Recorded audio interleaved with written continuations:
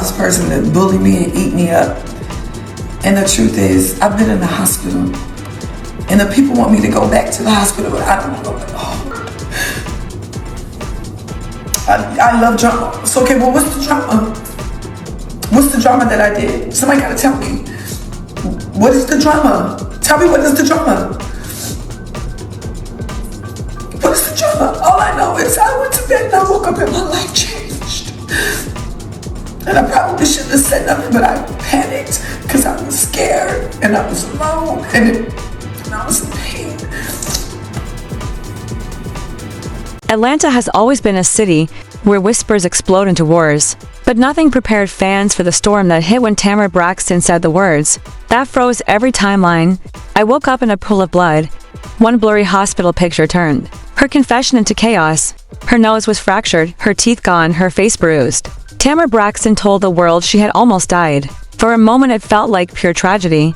A beloved singer and TV star fighting for her life. But Atlanta doesn't stop at sympathy. Here, tragedy quickly mutates into suspicion. And suspicion becomes accusation. That's when Funky Dineva, the commentator with a tongue like a blade, stepped in. He didn't see a victim. He saw a rollout, a stunt, a performance, and when he said it, Tamar Braxton's pain collided with his platform. This wasn't gossip anymore. It was defamation territory. From the start, her story was messy and confusing. She claimed she went to bed, only to be found hours later in a pool of blood. A friend allegedly discovered her unconscious, but left her alone again in that fragile state. Doctors confirmed her teeth had been ripped from their sockets, her nose broken, her body bruised. She was hospitalized for days. On lift she admitted, I probably shouldn't have said nothing. But I was scared, I was alone, and I was in pain. To her, it was a cry for help. To others, it looked like the opening act of a rollout because days later, Tamar Braxton was back rehearsing, filming, glammed up for new visuals. Fans who once prayed for her recovery now asked, how could someone claim their face was caved in, then appear on set looking untouched? Whispers grew louder. Was this really an emergency? Or was pain being used as promotion?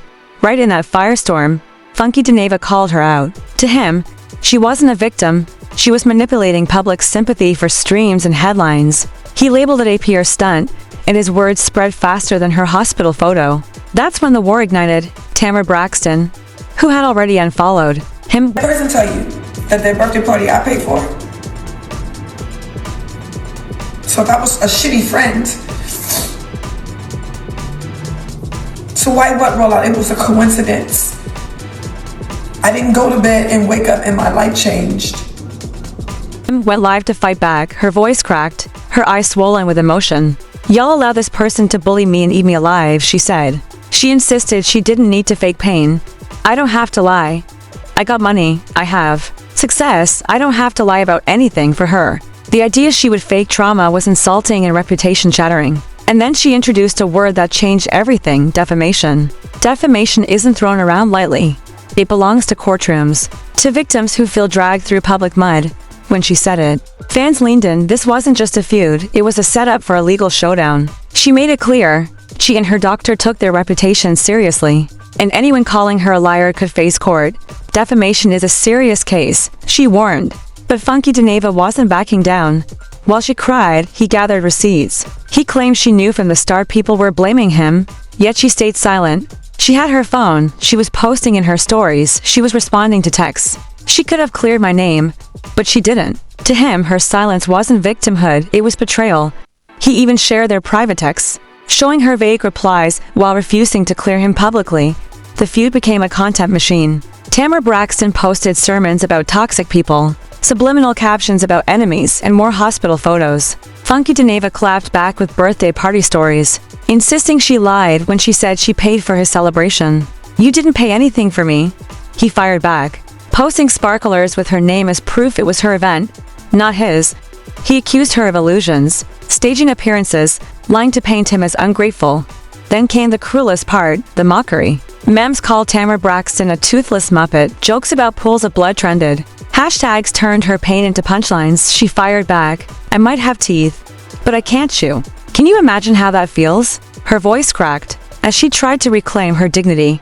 But every confession only fueled more cruelty. As insults grew. So, to the stakes, she warned that the next time anyone called her a liar, it wouldn't just be drama, it would be a lawsuit. She posted receipts from that night, restaurant bills and hospital notes. insisting she wasn't fabricating anything. Enough is enough. Please leave me alone, please. But Funky Dineva set his own rules. If I don't do drugs, but people do drugs.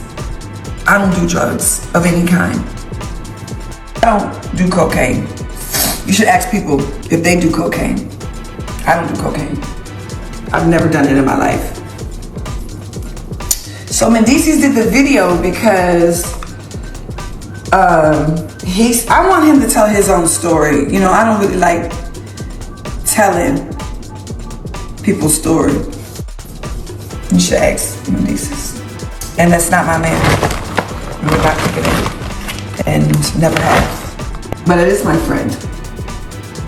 But y'all know boys are always my friends. if she posted subliminals, shade, or hints, he would clap back, publicly, brutally, relentlessly. This wasn't a feud anymore. It was a digital courtroom. Instagram became the witness stand, YouTube the judge's bench, bloggers the jury. Fans turned into divided lawyers, half defending Tamar Braxton, half amplifying Funky Dineva. Both claimed they wanted peace, but neither stopped. Every post made the word defamation heavier, more real, more inevitable. Because defamation isn't about feelings, it's about reputations, it's about careers. Tamar Braxton knew if his words stuck, if people believed she faked her own accident, the damage would be permanent. Her brand as a survivor would collapse into manipulator. On the other hand, Funky Dineva knew that if she dragged him to court, he would have to prove every word, turn shade into evidence, commentary into defense. In court, likes and shares don't matter. Only facts do. And so here we are. Tamar Braxton threatening to lawyer up, Funky Dineva daring her to try. The internet caught in the middle, watching every screenshot, every live, every unfollow. What started as a hospital picture has become a war for reputations, one that may end with legal papers stamped in court. What once looked like an accident spiraled into an all-out digital showdown. Tamar Braxton wasn't just fighting for sympathy anymore, she was fighting for survival. Funky Dineva wasn't just defending himself, he was rewriting the entire narrative, receipt by receipt. The first shot in this phase wasn't a scream but a click. Tamar Braxton unfollowed him. To casualize, it was petty. But to insiders who track follows like evidence boards, it was confirmation. The friendship was dead. The unfollow was the Instagram version of slamming a courtroom door. From that moment, both sides knew this was war. When Tamar Braxton went live again, the hurt in her voice was undeniable. She wasn't just angry, she was pleading, "Y'all allowed this person to bully me and eat me alive," she said, her face still swollen from surgery. She insisted she wasn't lying, that her accident and her pain were real. But what shook fans wasn't her tears, it was her declaration that this wasn't just drama, it was defamation.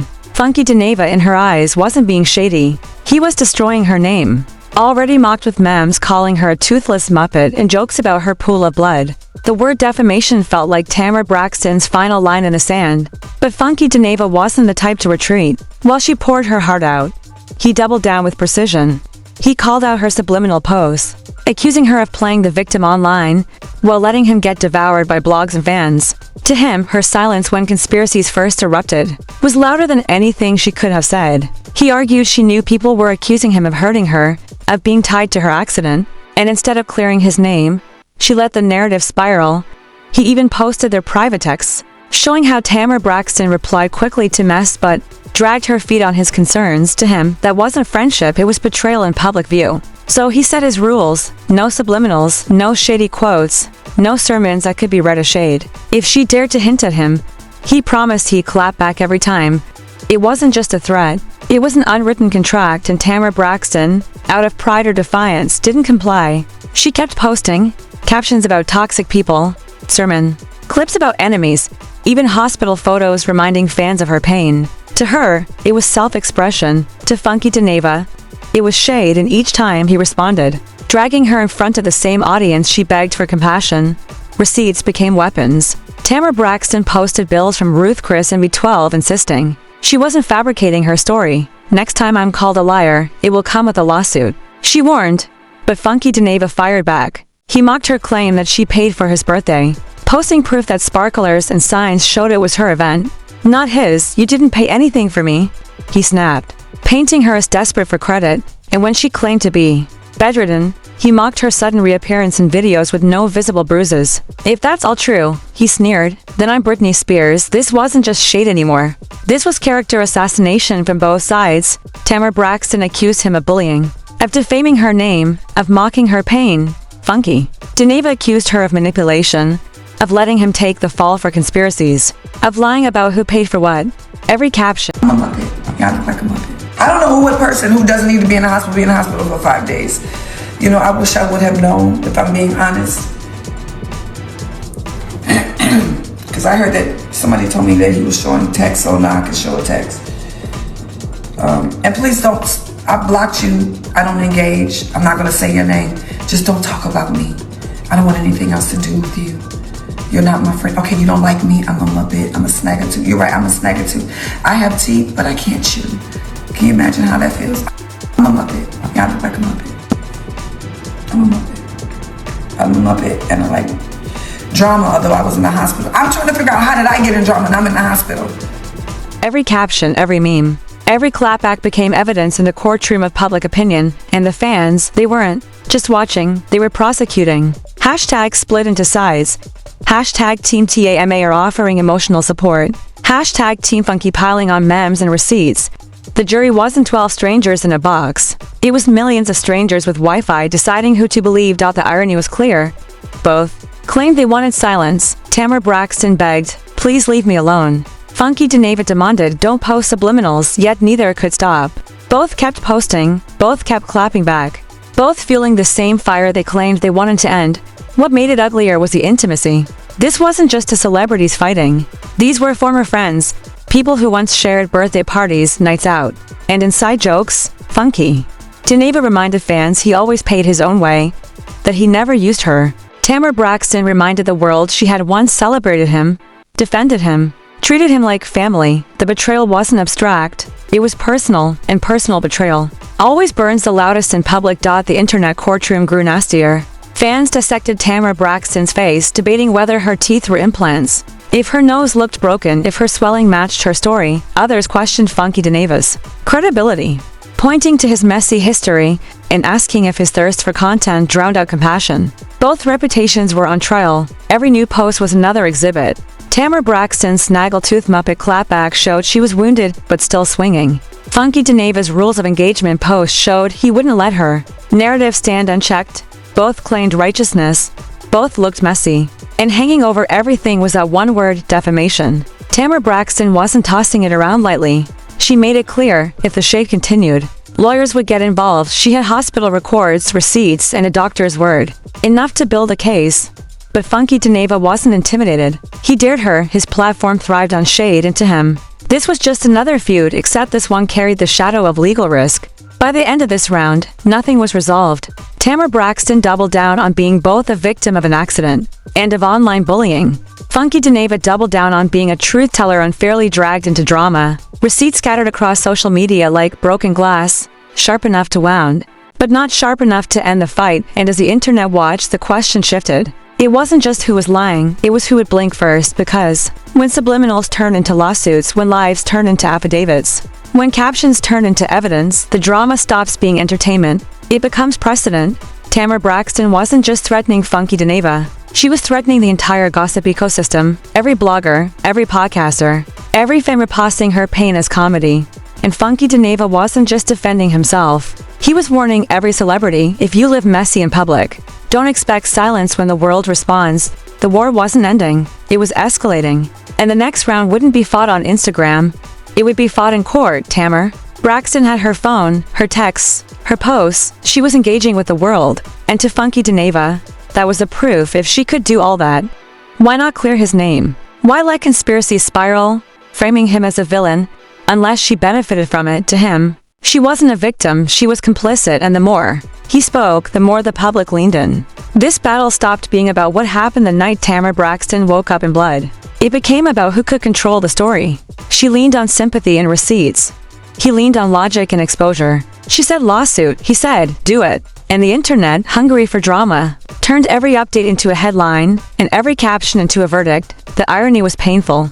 Both swore they wanted silence. Tamar Braxton begged, please leave me alone. Funky Dineva demanded, no subliminals. Yet neither one stopped. She kept posting captions and hospital photos. He kept making videos, dissecting her every move. The cycle spun endlessly. And with each post, the chance of a real lawsuit crept closer.